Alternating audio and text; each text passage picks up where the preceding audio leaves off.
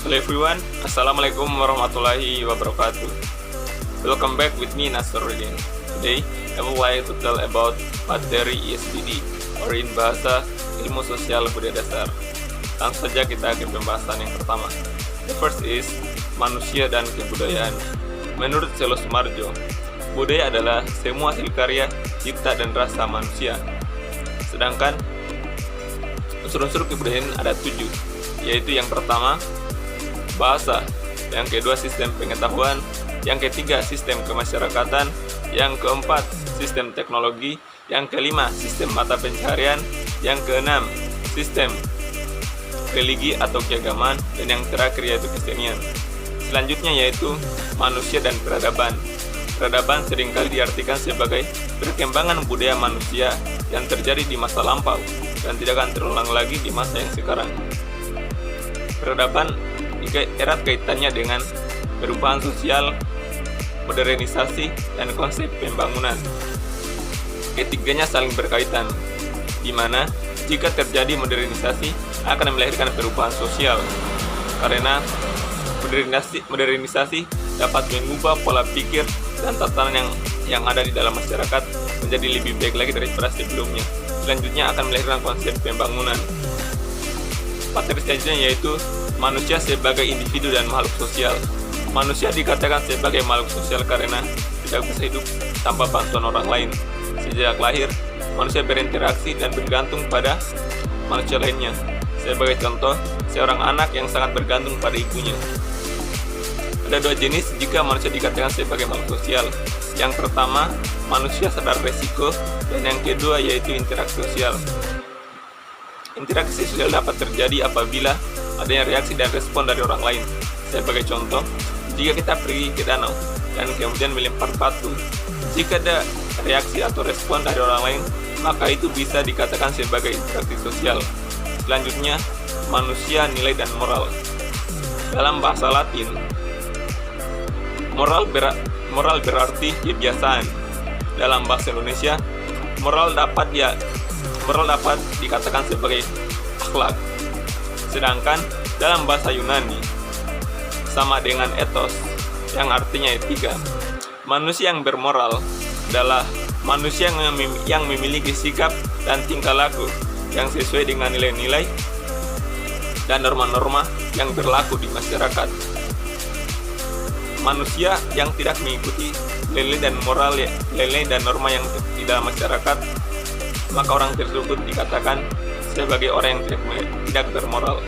Begitu pula sebaliknya. Selanjutnya yaitu manusia dan hukum.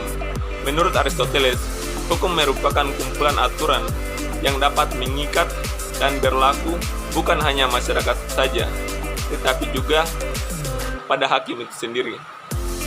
Berdasarkan pengertian ini, kita dapat menyimpulkan bahwa sejak lahir kita sudah diikat oleh hukum atau aturan, yaitu aturan keluarga. Sejak lahir kita sudah diikat oleh aturan keluarga. Hukum ada 2 jenis, yaitu hukum yang tertulis dan tidak tertulis. Hukum yang tidak tertulis biasanya hanya aturan-aturan yang berlaku di masyarakat. Sedangkan hukum yang tertulis adalah hukum yang berlaku bagi seluruh masyarakat. Contohnya, undang-undang yang dibuat oleh pemerintah. Materi selanjutnya yaitu manusia dan agama. Agama adalah suatu sistem kepercayaan yang mengatur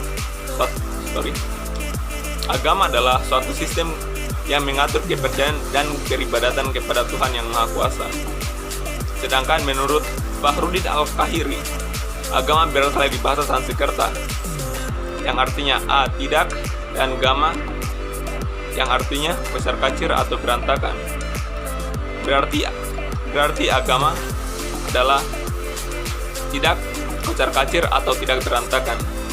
Berarti orang yang beragama adalah orang yang tidak kocar kacir dan tidak berantakan.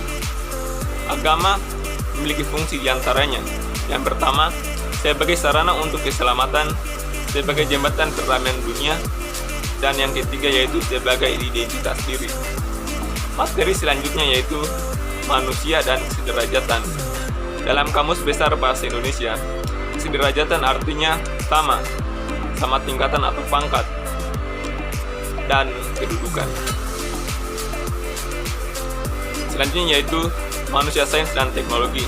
Sains dan teknologi dapat membantu manusia agar aktivitasnya lebih mudah, lebih efektif dan efisien. Tetapi di sisi lain, sains dan teknologi juga dapat merusak moral manusia. Contohnya, manusia dapat menonton hal-hal yang seharusnya ditonton melalui teknologi dan penggunaan aplikasi-aplikasi yang dapat merusak moral manusia. Contohnya game dan aplikasi TikTok. Materi selanjutnya yaitu manusia dan kesenian. Manusia dan kesenian adalah suatu hal yang tidak dapat dipisahkan. Pada zaman dulu atau sejak zaman purba, manusia sudah mengenal kesenian dengan ditemukannya lukisan-lukisan yang ada di dinding-dinding gua. Seni ada beberapa jenis, diantaranya seni rupa, seni teater, seni sastra, seni musik, seni tari, dan lain-lainnya. Seni juga dapat digunakan sebagai sarana hiburan, contohnya seni musik dan teater. Sedangkan di sisi lain seni juga dapat digunakan sebagai sumber mata pencarian, misalnya seni patung. Selanjutnya yaitu manusia dan lingkungan. Manusia sangat bergantung pada lingkungan. Manusia memperoleh bahan makanan, tempat tinggal, bahkan pakaian dari lingkungan.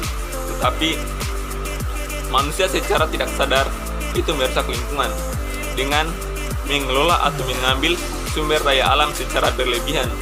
Selain itu, manusia juga dapat merusak lingkungan dengan membuang sampah sembarangan.